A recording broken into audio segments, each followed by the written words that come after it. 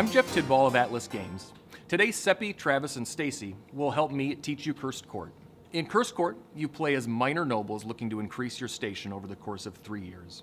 The board shows 9 major nobles who represent the political figures of our royal court. So, for example, the king and the queen and the duke. In addition to appearing on the board, these major nobles also appear on cards, and their progressive revelation will represent their machinations. Each card has 1 noble on it, and each noble appears 4 times, so the deck has 36 cards. The goal in Cursed Court is to be the player with the most victory points. Now you'll accomplish this by wagering your limited amount of influence, which is represented by these crowns and coins, on what you think the major nobles will do at court. Setup is simple.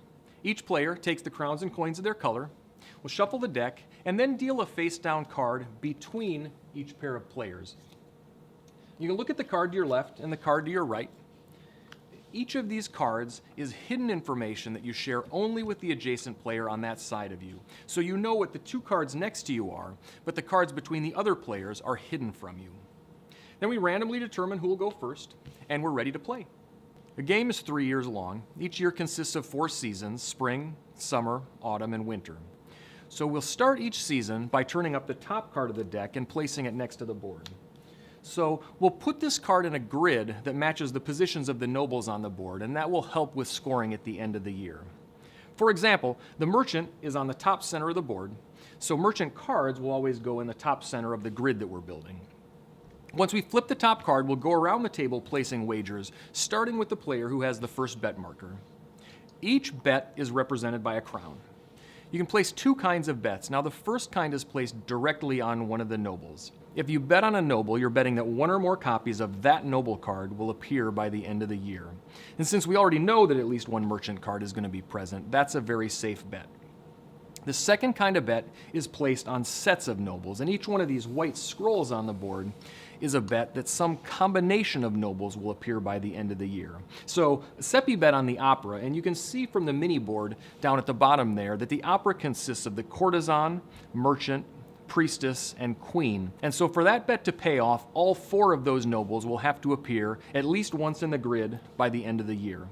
Now, that's not quite as unlikely as it might seem, because remember, all of the face-down cards that are between the players will be added to the grid at the end of the year. So for example, in a 4-player game like this one, there will be 8 cards in the grid, 1 for each season, plus the 4 face-down cards that are shared between the players. All right, now what are all these coins for? When you bet with one of your crowns, you can also place some of your coins underneath, and those coins help defend your bet.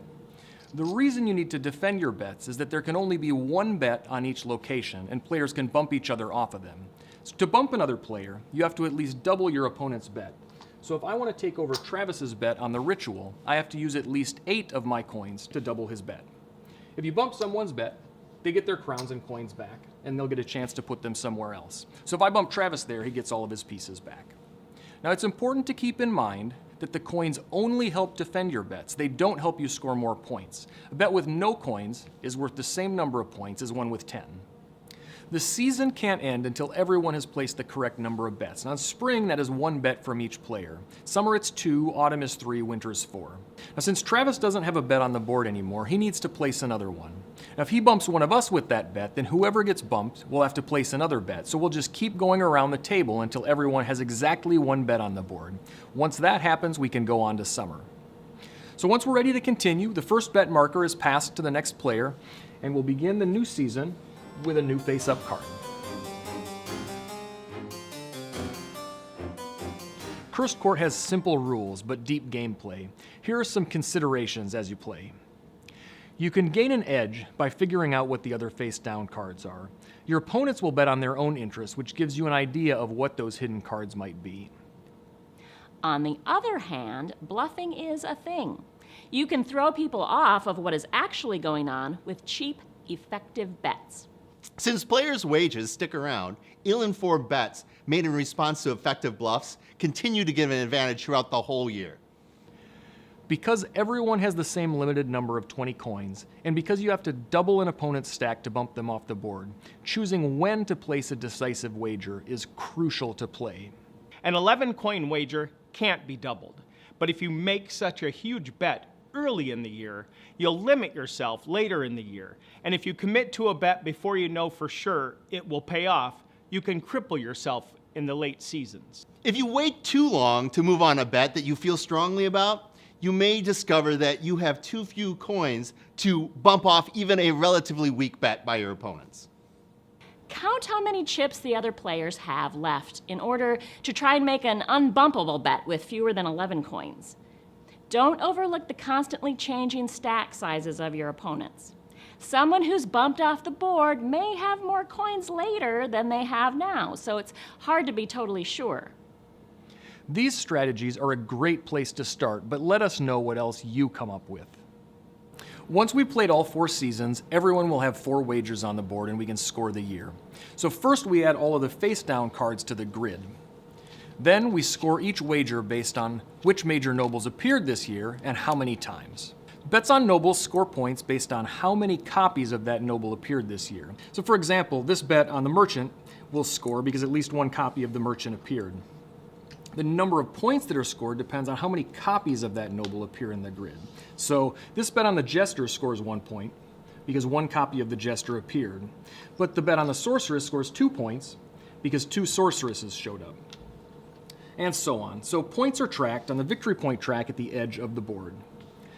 Bets on nobles that didn't appear score nothing. So for example, this bet on the duke, who didn't have any cards in the grid, doesn't score any points. Bets on sets of nobles score points based on the size of the set. So for example, this bet on the sacrifice is going to score 3 points because it's a set with 3 nobles, and all three of them appeared in the grid. Remember though, if you have any bets on incomplete sets, they are worthless.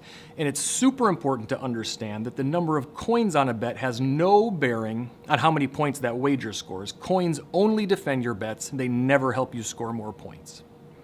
Players take non-scoring bets off the board and record their scored bets on the score track. After scoring, everyone collects their crowns and coins, the cards are reshuffled, and we set up for the next year. Cursed Court lasts 3 years, so we'll repeat the 4 seasons 2 more times in exactly the same way. After these 3 years, whoever is furthest on the victory point track wins. That is Cursed Court. If you're interested in learning more about how the game is played, you can download the rulebook on our website. Feel free to ask us questions on Twitter and Facebook, connect with other Cursed Court fans, and tell us what you think. If you think your friends might be interested in trying Cursed Court, make sure you share this video with them. And thank you for playing. Woohoo!